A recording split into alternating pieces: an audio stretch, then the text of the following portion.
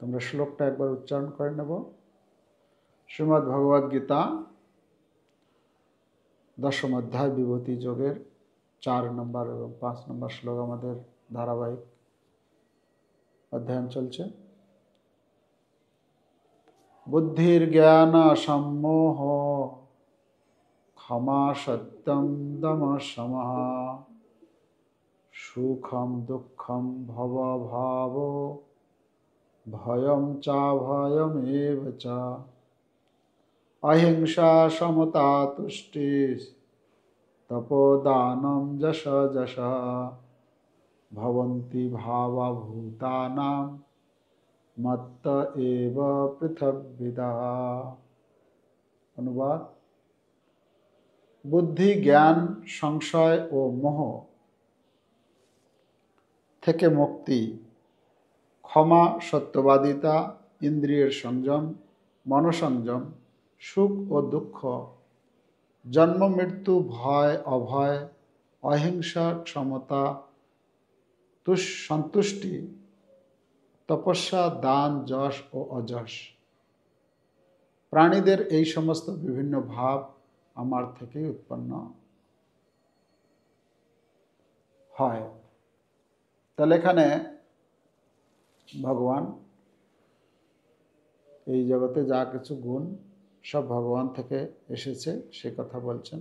সেই গুণ সম্বন্ধে আমরা পরপর আলোচনা করেছি। আমরা গতকাল পর্যন্ত ভয় অভয়ম আলোচনা করেছি। আজকে 11 নম্বর গুণের কথা হচ্ছে অহিংসা। অহিংসা শব্দ মানে কি? অহিংসা মানে হচ্ছে অন্যের অনিষ্ট না করা, মানে অন্যের অনিষ্ট হয় বা অন্যরা বিভ্রান্ত হয় বা কষ্ট পায় এমন কিছু না করা। অহিংসা শব্দের অর্থ হচ্ছে অন্যের অনিষ্ট হবে, অন্যরা বিভ্রান্ত হবে বা কষ্ট পাবে এরকম কোনো কার্য না করা, তাকে বলা হচ্ছে অহিংসা। আর যে কারো জীবনের প্রগতিকে বাধাগ্রস্ত না করা। অহিংসা আর হিংসা, হিংসা করার অর্থ কি? হিংসা মানে অপরের কি করে ক্ষতি করব, কারো প্রতি, মানে যার প্রতি আমি হিংসা করি তাকে বিভ্রান্ত করার চেষ্টা করব, তাকে এরকম কিছু কাজ করব যাতে সে দুঃখ কষ্ট পায়, বা সে যে তার জীবনে যে প্রগতি করছে সেখানে কিছু বাধার সৃষ্টি করা যাতে সে এগিয়ে না যায়, এগিয়ে যেতে না পারে। এটা হচ্ছে অহিংসা। অহিংসা অহিংসা শব্দটি যেমন আমাদের এই অহিংসার প্রচার করার জন্য এসেছিলেন বুদ্ধদেব ভগবান। বুদ্ধদেব ভগবানের দর্শন কি ছিল? অহিংসাই পরম ধর্ম, কারো প্রতি হিংসা না করা, জীবের প্রতি হিংসা না করা। তো যারা আমরা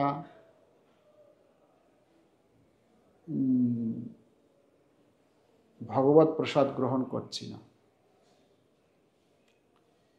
তো তাদের দ্বারা স্বাভাবিকভাবেই হিংসা হয়ে যায়। কেন? কোনো প্রাণী, কোনো জীবকে হত্যা করে খাওয়া, সেটা হিংসার মধ্যে পড়ছে। তো এখানে বলা হচ্ছে অহিংসা গুণ আমাদের ভেতরে অহিংসা গুণকে অর্জন করতে হবে। পরবর্তী শব্দ হচ্ছে সমতা। সমতা মানে হচ্ছে সমতা, মানে সমতা শব্দে আমরা কয় জায়গায় সমতা ব্যবহার করতে পারি? যেরকম আসক্তি এবং বিরক্তি থেকে মুক্ত থাকা। সমতা মানে সমজ্ঞান। সমলোষ্ট্র অস্ম কাঞ্চন, অন্য জায়গায় বলছেন সমলোষ্ট্র অস্ম কাঞ্চন। লোষ্ট্র মানে হচ্ছে লোষ্ট্র অশ্ম কাঞ্চন, অশ্ম কাঞ্চন, অশ্ম কাঞ্চন মানে হচ্ছে, অশ্ম মানে হচ্ছে মাটি, পাথর। আর মাটি, পাথর আর স্বর্ণকে সমান জ্ঞান, সেটাকে বলা হয় সমতা। কারোর প্রতি বন্ধুত্ব করছি, কাউকে ঘৃণা করছি, এটা সমতা ভঙ্গ হচ্ছে। কোনো কিছু জিনিসের প্রতি আমি আসক্তি হচ্ছি, কোনো জিনিসকে আমি ঘৃণা করছি বা বিরক্তিবোধ করছি। এখানে বলা হচ্ছে আসক্তি। শিল প্রভুপাদ তার তাৎপর্যে সমতা শব্দের অর্থ বর্ণনা করতে গিয়ে প্রথমে বলেছেন, সমতা বলতে বোঝায় আসক্তি ও বিরক্তিতে নিষ্পৃহ।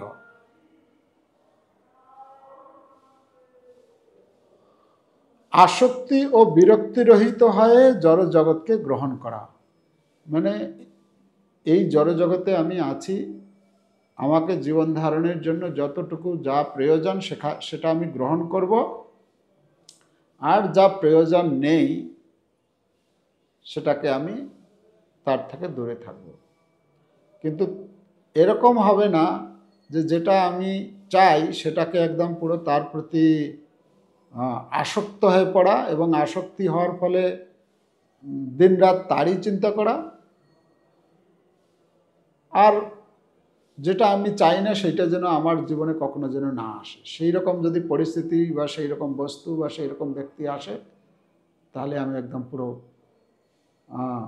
মাথা গরম হয়ে যাবে, বিভ্রান্ত হয়ে যাব, এরকম যাতে না হয়। কৃষ্ণ ভাবনার অনুকূল যা তা গ্রহণ করা এবং প্রতিকূল সব কিছু বর্জন করা, এটা হচ্ছে সমতা। মানে আমি প্রত্যেকটা জিনিস, প্রত্যেকটি বিষয়, প্রত্যেকটি বস্তু আমি দেখব যে এটি কি আমার কৃষ্ণ ভক্তির অনুকূল। যদি আমার কৃষ্ণ ভক্তির অনুকূল হয় তাহলে আমি সেটা গ্রহণ করব। যদি আনুকূল্যস্য সংকল্প প্রতিকূল্যস্য বর্জনম বলা হচ্ছে, যে যেটা আমার ভগবত ভক্তিতে এগিয়ে দেবে, আমাকে ভগবত ভক্তিতে সাহায্য করবে, সেই সব বস্তু, সেই সব ব্যক্তি, সেই সব বিষয় আমি গ্রহণ করব। আর যেটা আমাকে কৃষ্ণ ভক্তি থেকে দূরে সরিয়ে নিয়ে যাবে, যে বস্তু আমাকে কৃষ্ণ চিন্তা বা কৃষ্ণ সেবায় বাধা সৃষ্টি করবে, সেই রকম বস্তু বিষয়কে বর্জন করা, সেটাকে বলা হচ্ছে সমতা। পরবর্তী 13 নম্বর পয়েন্ট হচ্ছে তুষ্টি। তুষ্টি মানে হচ্ছে সন্তুষ্ট থাকা, শ্রীকৃষ্ণের কৃপায় যা লাভ হয় তাতেই সন্তুষ্ট থাকা। তুষ্টি বলতে বোঝায় অনর্থক কর্মের মাধ্যমে অধিক থেকে অধিকতর জড় সম্পত্তি সঞ্চয় না করা। বলছেন তুষ্টি মানে কর্ম প্রচেষ্টার দ্বারা অধিক থেকে অধিকতর জড় সম্পত্তি। মানে আমাদের যেটা বলা হচ্ছে সরল জীবন। সরল জীবন মানে এরকম আমি কিছু সংগ্রহ করব না যে বস্তুগুলি সংরক্ষণ করার জন্য আমাকে আমার যে সময়ের মানে একটা অংশ সেগুলো সংরক্ষণের জন্যই নিয়ে নেবে। অনেক সময় হয় না, ঘরে আমার কতটুকু জিনিস রাখার প্রয়োজন, যতটুকু আমার কাজে মানে আমার ব্যবহারে, দৈনন্দিন জীবনে ব্যবহারে কাজে লাগে, সেই বস্তু আমি সংগ্রহ করব, সেই বস্তুকে রাখব। এরকম কোনো বস্তু আমি চিন্তা করব না যে আমার মানে এই জন্ম মানে কি বলে, আমার জন্ম যাবে, আমার ছেলে মেয়ে তার জন্ম তার তার তার জন্য সংগ্রহ করে এমন করে রাখবো যেটা কি আমাকে সংরক্ষণ করে হয়তো দেখা গেল সারা জীবন আমি সেটাকে ব্যবহার করলাম না। তো এই যে বিষয়টি, যে আমাকে অল্পতে সন্তুষ্ট থাকতে হবে। অল্পতে সন্তুষ্ট মানে আমার জীবন যাপনের জন্য যতটুকু প্রয়োজন ততটা সন্তুষ্ট। শ্রীকৃষ্ণের কৃপায় যা লাভ হয় আর তাতেই সন্তুষ্ট। দুইটা পয়েন্ট। কর্ম প্রচেষ্টার দ্বারা অধিক সংগ্রহ করা জড় সম্পদ, আর কৃষ্ণের কৃপায় যা আসে তাতেই সন্তুষ্ট থাকা, দুটো পয়েন্ট। শাস্ত্রে, নীতিশাস্ত্রে বলা হচ্ছে আমাদের সন্তুষ্ট থাকতে হবে। ত্রিষু সন্তুষ্ট কর্তব্যম, তিনটে জিনিসে সন্তুষ্ট থাকা উচিত, আর তিনটা জিনিসে সন্তুষ্ট থাকা উচিত নয়। তিনটা জিনিসে সন্তুষ্ট থাকা মানে স্বাদারে ভোজনে ধনে বলা হচ্ছে। স্বাদারে, ত্রিষু সন্তুষ্ট কর্তব্যম স্বাদারে ভোজনে ধনে বলা হচ্ছে। স্বাদার মানে নিজের পত্নীতে বা নিজের পতিতে সন্তুষ্ট থাকা। নিজের পত্নী আছে বা আপনার নিজে পতি, পত্নীর বিষয়ে আর পত্নীর পতির বিষয়ে সন্তুষ্ট থাকা।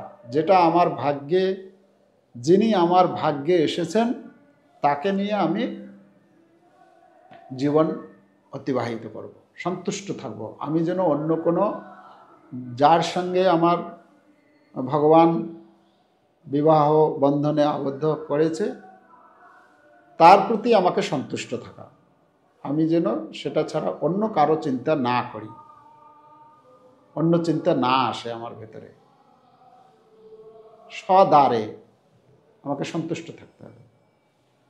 ত্রিষু সন্তুষ্ট কর্তব্যম স্বদ্বারে ভোজনে। ভোজনে, ভোজন মানে আমি খেতে বসেছি, যা প্লেটে এসেছে, যা রন্ধন হয়েছে আজকে, যা জুটেছে সেটা নিয়ে আমি সন্তুষ্ট থাকব।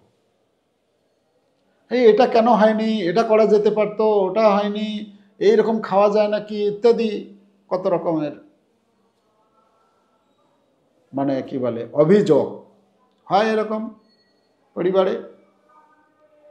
হ্যাঁ, কি রান্না করে রেখেছে, হ্যাঁ এটা করতে পারতে। অনেক লোক আছে, কিছু লোক আছে যারা খেতে বসে কিছু না কিছু সে মন্তব্য করবে। যদি হয়তো দেখা গেল ভেন্ডি ভাজি হয়েছে, এই ভেন্ডি ভাজিটা করা হয়েছে, এটাতে যদি একটু পোস্ত দেওয়া হতো তাহলে কত সুন্দর হতো না। মানে যেটা হয়নি সেইটাকে নিয়ে চিন্তা। আরে বাবা, যেটা হয়েছে সেইটাতে সন্তুষ্ট থাকি না। না, এ স্বভাব হচ্ছে অসন্তুষ্টি প্রকাশ, সব সময় সন্তুষ্ট নয়। এটা কেন হয়েছে, ওটা কেন হয়েছে। হয়তো দেখা গেল যে আজকে একটু লবণটা বেশি পড়ে গেছে, ঠিক আছে, ভগবান তো খেয়েছেন না, লবণটা যে বেশি হয়েছে ভগবান তো খেয়েছেন, বা লবণ দেয়নি ভুলে গেছে, তো ভগবান তো খেয়ে নিয়েছেন। তো ভগবান খেতে পারলো, আমি ঠিক আছে একটু লবণ নিয়ে খেয়ে নিই না। কেন এইরকম হয়, প্রায় হয়। তোমার মনটা কোথায় থাকে, এই শুরু হয়ে গেল ব্যাস। তো এই যে অসন্তুষ্টি, এখানে আমাদের কি শিক্ষা দেওয়া হচ্ছে না, সন্তুষ্ট থাকতে হবে। যেটা এসেছে, যা ভগবান আজকে আমাকে, আমার সামনে তিনি প্রসাদ রূপে এসেছেন, আমি সন্তুষ্ট থাকব। প্রভুপাদের একজন শিষ্য, উনি প্রভুপাদ লাইভ হিস্টোরিতে মানে জীবনীতে আছে যে তিনি প্রতিদিন প্রসাদে বসে প্রসাদের কাছে প্রার্থনা করছেন, হে মহাপ্রসাদ, হে ভগবান, ভগবান আপনি সাক্ষাৎ প্রসাদ রূপে আমার সামনে, আপনি আমাকে এই আশীর্বাদ করুন, এই কৃপা করুন, কখনো যেন আমি আপনাকে ছেড়ে যেন দূরে সরে না যাই, যেন সারা জীবনটা যেন আমি প্রসাদ গ্রহণ করতে পারি। যা আসবে, আপনি যে রূপে আসবেন, তো ভগবান যদি প্রসাদ, তিনি কি বলে ভাজি রূপে এসেছেন, তিনি সবজি রূপে যেভাবে এসেছেন সেটা নিয়ে সন্তুষ্ট থাকবেন। ভোজন কতটুকু করব আমি, ভোজন করতে হবে আমাকে, যতটুকু না করলে নয়, শরীর পরিচালনা করার জন্য কিছু একটা খেতে হবে তাই খাচ্ছি, এরকম নয় যে আমাকে একদম পুরো কি বলে রকমারি ব্যঞ্জন হবে, তবেই আমি সন্তুষ্ট হব। তো সেটা অভ্যাসের ব্যাপার, আমাদেরকে অভ্যাস করতে হবে। ওকে, আচ্ছা কি বলছিলাম, সন্তুষ্ট থাকতে হবে তিনটায়। কয়টা হলো? দুটা হয়েছে, স্বদারে, ভোজনে আর ধনে, ধন ধন সংগ্রহতে। আমার স্বাভাবিক প্রচেষ্টায় যতটুকু আমি অর্থ উপার্জন করছি এতে সন্তুষ্ট থাকা। এরকম নয় যে আমি ধন সংগ্রহের জন্য যাচ্ছি, আমার টার্গেট হচ্ছে মানে আমাকে 10 তলা বাড়ি বানাতে হবে। তো আমি যদি এইরকম মনে মনে যদি পোষণ করে থাকি আমাকে এটা করব, আমি ওটা করব, ওটা করব, ওটা করব, এইগুলো যদি চিন্তা করতে থাকি, তাহলে আমাকে কত ধন উপার্জনের দরকার রয়েছে। আর সেই ধন উপার্জনের পিছনে ছুটতে ছুটতে আমার জীবনের সময় চলে যাবে, সাধন ভজন আর করতে পারবো না, প্র্যাকটিস অনুশীলন করতে পারবো না। আর কি তার ফলে কি হবে, আমাকে যখন আমার পরীক্ষা আসবে অর্থাৎ মৃত্যু, ওই পরীক্ষায় ফেল হয়ে যাব, আমি ভগবানের ধামে যেতে পারবো না। আবার এই জগতের মধ্যেই কোনো অন্য একটা কোনো শরীরে জন্মগ্রহণ করতে হবে। সেটা মনুষ্য শরীরও হতে পারে বা অন্য যে কোনো পশু পাখি ইত্যাদি যে কোনো শরীর হতে পারে। তো ধনে, সদারে, সদার, সোয়া মানে হচ্ছে নিজের, দ্বার মানে পত্নী, নিজের পত্নীতে বা নিজের পতিতে সন্তুষ্ট থাকতে হবে। যা ভোজনে আসবে, ভোজনে যা আমার কপালে আজকে এসেছে সেটা নিয়ে সন্তুষ্ট থাকব। আর স্বাভাবিক প্রচেষ্টার মধ্যে যতটুকু আমার ধন আসছে তাতে আমি কি করে সন্তুষ্ট থাকব সেটা অভ্যাস করব। সদারে, ভোজনে, ধনে, ত্রিষু নৈব কর্তব্যম, মানে তিনটে জিনিসে সন্তুষ্ট হওয়া উচিত নয়। সেটা কি? তিনটে জিনিসে সন্তুষ্ট হওয়া উচিত নয়। একটা হচ্ছে ত্রিষু সন্তুষ্ট কর্তব্যম সদারে, ভোজনে, ধনে, দানে, অধ্যায়নে, জপে, অধ্যায়নে, দানে। জপ করাতে সন্তুষ্ট হওয়া উচিত না, যে আমি এত জপ করে ফেলেছি, বাস কোটা কমপ্লিট, সন্তুষ্ট হয়ে গেছি। তো নীতিশাস্ত্রে বলা হচ্ছে যে সন্তুষ্ট হওয়া উচিত না, মানে ভগবানের নাম আমি যত করব, আরও করব, আরও করব, এরকম একটা আগ্রহ থাকবে। জপে, অধ্যায়নে, আমরা শাস্ত্র গ্রন্থ অধ্যয়ন করব, এরকম নয় যে একবার গীতাটা আমি পড়ে নিয়েছি, বাস বন্ধ। যেই জিজ্ঞেস করবে, হ্যাঁ আমি গীতা পড়ে দিয়েছি, গীতা ডিগ্রি লাভ করেছি, না। এই যে আমরা ভগবদ গীতা এর আগে পড়েছি কন্টিনিউ, আবার এখন পড়ছি, কোনো পার্থক্য বোঝা যাচ্ছে? আগে যে পড়েছিলাম আর এখন যে পড়ছি, উল্টো বলা যাবে না, নতুন লাগছে এরকম বলতে হবে। তো যতবার পড়বো আমরা, তত নতুন নতুন, ভগবদ গীতা হচ্ছেন সাক্ষাৎ ভগবান। ভগবান আমার ভেতরে তিনি নিজেকে প্রকাশ করবেন। আমি যত অধ্যয়ন করব, যেরকম আমার যতটুকু আমি তার প্রতি শ্রদ্ধা থাকবে, ততটা তিনি আমার ভেতরে নিজেকে প্রকাশ করবেন ভগবান। তো জপে, অধ্যায়নে, ধ্যানে, মানে পূজা অর্চনা আদি ইত্যাদি ভগবানের যে সমস্ত ভগবত ভক্তির অনুশীলন রয়েছে সেগুলো। তো সন্তুষ্টি তো আমরা পেলাম, তুষ্টি কি করে হবে। তার পরবর্তীতে হচ্ছে তপস্যা বা কৃচ্ছ সাধন। কৃচ্ছ সাধন প্রপাত এখানে বলছেন, ভক্তিপথে উন্নতি সাধনের জন্য স্বেচ্ছায় কিছু কঠোরতা বা কষ্ট স্বীকার করা। তপস্যা কাকে বলা হয়? তপস্যা, তপস্যা মানে হচ্ছে তপস্যা বা কৃষ্ণ সাধন। কৃষ্ণ সাধন হবে, কৃচ্ছ সাধন হবে। কৃচ্ছ সাধন মানে তপস্যা করাটা তো হচ্ছে কষ্ট হবে, আমি জানি, কিন্তু তারপরেও করি। ভক্তরা তারা যেরকম ব্রত আদি করছে, উপবাস করছে, তো উপবাস যখন করছে তখন কি হচ্ছে, কষ্ট তো হচ্ছে, কিন্তু তারপরেও করছে কেন না, তার মাধ্যমে আমার ভগবত ভক্তিতে উন্নতি হবে। তো এরকম ভগবত ভক্তিতে উন্নতি করার জন্য যে সমস্ত নিয়ম কানুন যা করা হয়, প্রভুপাদ এখানে উদাহরণ তুলে ধরেছেন, যেমন খুব ভোরে ঘুম থেকে উঠে স্নান করা, এটা একটা তপস্যা। নির্দিষ্ট দিনে উপবাস করা, নির্দিষ্ট দিনে মানে একাদশী তিথি, ভগবানের আবির্ভাব তিথি, বিভিন্ন আচার্যদের গুরুবর্গের আবির্ভাব তিথি, তিরোভাব তিথি। প্রভুপাদ বলছেন তবে রাজনৈতিক বা অন্য কোনো জড় জাগতিক উদ্দেশ্যে ইচ্ছা মতো তা করা উচিত নয়। আমরা দেখি অনশনে বসেছেন, এরকম খবর পাওয়া যায়। হ্যাঁ, কোথায়? গান্ধী মূর্তির পাদদেশে অনশনে বসেছেন। কিসের জন্য? ভগবত ভক্তিতে উন্নতি লাভ করবে, ভগবানকে দর্শন করতে চায়, তার জন্য জড়জাগতিক কিছু লাভ করার জন্য।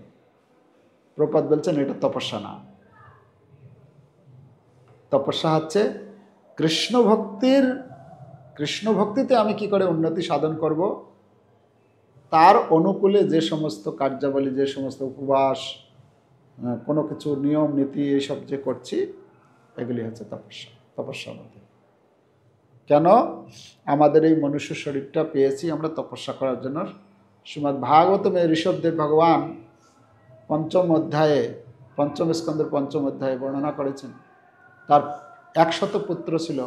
100 পুত্রকে নিয়ে তিনি যখন চলে যাবেন ভগবান ঋষভদেব, তখন যাওয়ার পূর্বে তার শতপুত্রকে ডেকে বসিয়ে প্রবচন দিয়েছেন, তাদেরকে শিক্ষা প্রদান করেছেন।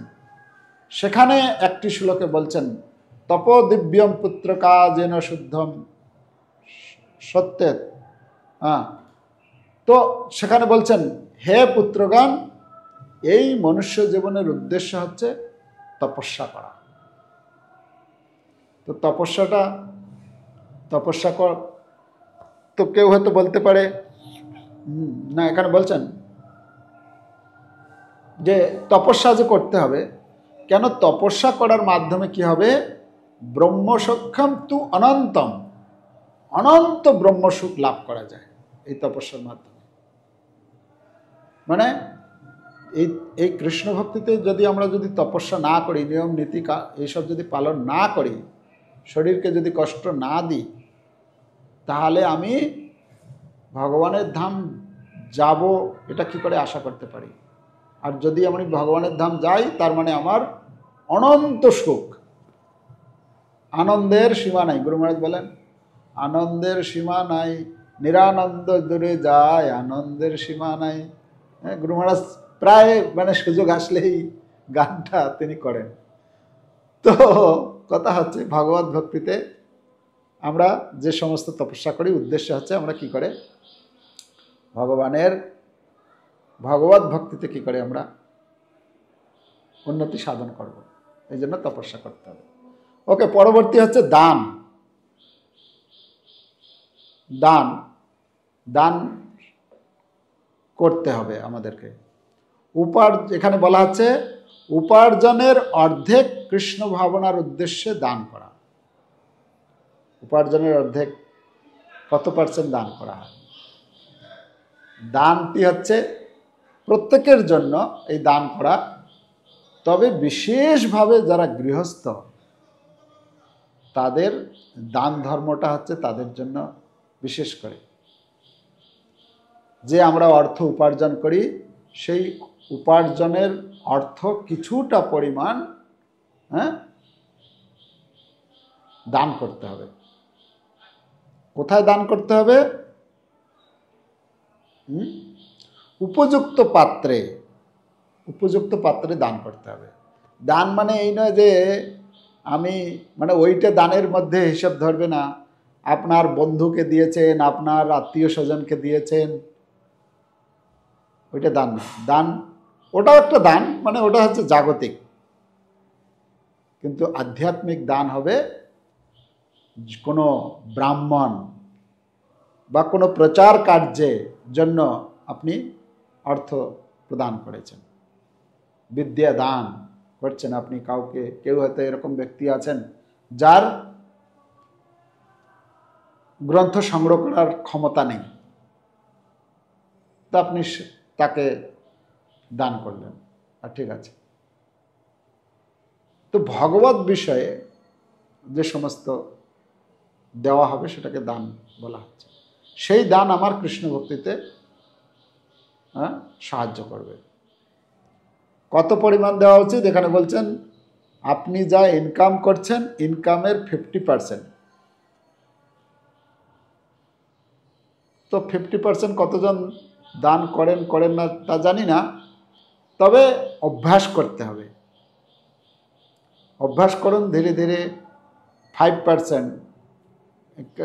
একজন ভক্ত বলছিলেন, প্রভু আমি প্রতি মাসের 5% টাকা আমি একটা রেখে দিই আলাদা করে, যা আমি অর্থ উপার্জন করি 5% আলাদা রাখি, ওর জন্য আলাদা অ্যাকাউন্ট করেছি আমি।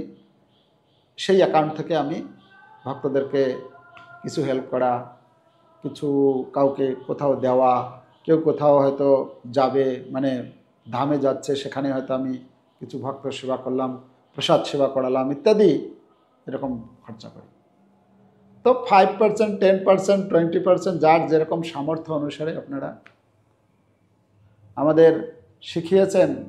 কি বলে ওই কলা বেচার শ্রীধর মহাপ্রভুর সেই কলা কিনতে যেতেন প্রতিদিন, কলা মোচা ইত্যাদি। তো কলা বেচার শ্রীধর কী করতেন, তিনি যা অর্থ উপার্জন করতেন তিনি এই সব বিক্রি করে অর্ধেক টাকা, অর্ধেক অর্থ তিনি ওই গঙ্গা পূজার জন্য আর বৈষ্ণব সেবার জন্য খরচা করতেন, আর অর্ধেক দিয়ে তিনি তার নিজের জীবিকা নির্বাহ করতেন। এগুলো হচ্ছে এক একটি দৃষ্টান্ত। যাই হোক, পরবর্তী প্রসঙ্গ হচ্ছে যশ। যশ মানে কি? এই জগতে যশ আমরা সবাই চাই না? নাম হবে আমার, হ্যাঁ, আমি এরকম কিছু কার্য করব যেন সবাই যেন আমার নাম করে। আমি কোথাও একটা কিছু দান করব যেন বড় অক্ষরে যেন আমার নামটা লেখা থাকে সেখানে, আমার নামটা যেন আগে ঘোষণা করা হয় সেখানে, ইত্যাদি। কোনো একটা কিছু কাজ করব সেখানে যেন মানে আমার নামটা কি করে ছড়িয়ে যাবে তার জন্য। তো এটা হচ্ছে জড় চিন্তা ভাবনা, যে আমার নাম যশ প্রতিষ্ঠা। ভক্তি সিদ্ধান্ত সরস্বতী ঠাকুর বলছেন নাম যশ প্রতিষ্ঠা এগুলি হচ্ছে কি শূকরের বিষ্ঠা। হ্যাঁ, তো ভক্তদের কাছে এই নাম যশ প্রতিষ্ঠা হচ্ছে শূকরের বিষ্ঠার মতো ঘৃণিত বস্তু, ভক্তরা চায় না। এই জন্য আমরা দেখি মাধবেন্দ্র পরিপাত যখন ওই চন্দন আনতে গেলেন বৃন্দাবনে, গোপাল যখন স্বপ্নে বললেন যে আমার শরীরে খুব গরম লাগছে, তুমি চন্দন নিয়ে আসো, হ্যাঁ, মলায় চন্দন উড়িষ্যা থেকে, তো নিয়ে এসে আমার গায়ে লাগাও, তাহলে আমার এই তাপটা একটু কমবে। তিনি যখন যাচ্ছিলেন, যেতে যেতে বালেশ্বরে রেমুনাতে ক্ষীরচোরা গোপীনাথের ওখানে গেলেন, তো রাত যখন ওখানে দেখলেন যে জিজ্ঞেস করছেন কি কি ভোগ নিবেদন করা হয় গোপীনাথকে ইত্যাদি, যখন শুনেছে যে রাত্রিবেলা 12টি পাত্রে অমৃত কেলি বলে, অমৃত কেলি নামক ক্ষীর নিবেদন করা হয়, তখন মাধবেন্দ্রপুরী ওনার ইচ্ছা হলো আমি যদি সেই ক্ষীর যদি একটু টেস্ট করতে পারতাম তাহলে কি হতো, আমিও যদি মানে সেটা যদি ভালো হতো তাহলে আমি কি করতাম, আমি ফিরে গিয়ে আমার গোপালকেও এরকম ক্ষীর নিবেদন করতাম। পরক্ষণে তিনি চিন্তা করলেন, হায় ভগবান, আমি কি অপরাধী, আমি এই গোপাল কি বলে গোপীনাথকে ভোগ নিবেদন করার আগে আমি মনে মনে এরকম চিন্তা করলাম যে আমি যদি খেতে পারতাম, একটু টেস্ট করতাম কীরকম সেটা স্বাদ, ধিক্কার আমাকে। তো তিনি পাশে গিয়ে বাজার ছিল, হাট ছিল, সেখানে হাট খোলা, সেখানে গিয়ে বসে রাত্রিবেলা জপ করছেন। সেখানে কেউ নেই। আর এদিকে গোপীনাথের পূজারী গোপীনাথকে অমৃত কলসি 12টি পাত্র ভোগ নিবেদন করে সব পাত্র নিয়ে গেছেন, সব পরিষ্কার পরিচ্ছন্ন করে ইত্যাদি শয়ন আরতি টারতি করে শয়ন দিয়ে বিশ্রাম করছেন। গোপীনাথ এসে বলছেন, আরে উঠো উঠো, পূজারীকে ডাকছেন, তুমি আমি এই কয়টা ভোগ ক্ষীর তুমি যে ক্ষীর ভোগ লাগিয়েছিলে সব করেছ? বলছে, না, ক্ষীর তো সব শেষ করে দিয়েছি। ক্ষীর না, আমার কাছে একটা আমি লুকিয়ে রেখেছি, আমার আঁচলে ছিল, তুমি বুঝতে পারোনি। তো এইটা যে চুরি করে রেখে দিয়েছি আমি, এই ক্ষীরের পাত্রটা তুমি মাধবেন্দ্রপুরীকে দিয়ে আসো। আর যখন মাধবেন্দ্রপুরীকে খুঁজে যখন পেয়েছেন, যখন দিয়েছে মাধবেন্দ্রপুরীকে, মাধবেন্দ্রপুরী তো পেয়ে একদম পুরো প্রেমে বিহ্বল হয়ে পড়েছেন, সেটা গ্রহণ করেছেন। কিন্তু ব্যাপারটা যে পয়েন্টটা আমি বলতে চাইছি সেটা হচ্ছে, তিনি চিন্তা করলেন আমি যদি এখানে থাকি তাহলে কি হবে, কালকে তো পুরো ছড়িয়ে যাবে কথা যে এরকম একজন ভক্ত, মাধবেন্দ্রপুরী নামে একজন ভক্ত, যার জন্য গোপীনাথ ক্ষীর কইল চুরি, যে গোপীনাথ তার জন্য ক্ষীর চুরি করেছেন এবং পূজারীকে ডেকে পাঠিয়ে দিয়েছেন, তার মানে কত বড় ভক্ত। তো সবাই তার কাছে যাবে।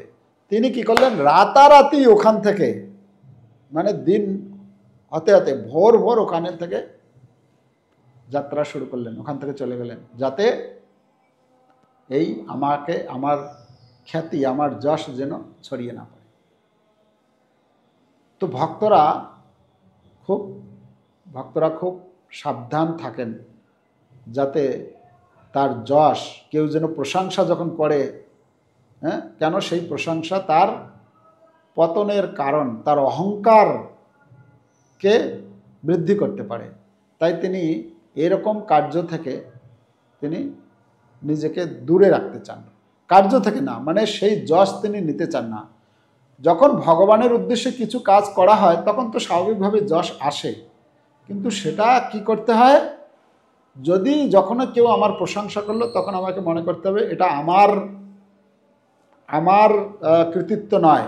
শিলা প্রভুপাদ যেরকম করেছেন, প্রভুপাদ কৃষ্ণলীলা বই যে লিখেছেন, তার সাথে সমর্পণ করেছেন বইটি, সেখানে লিখেছেন তিনি যে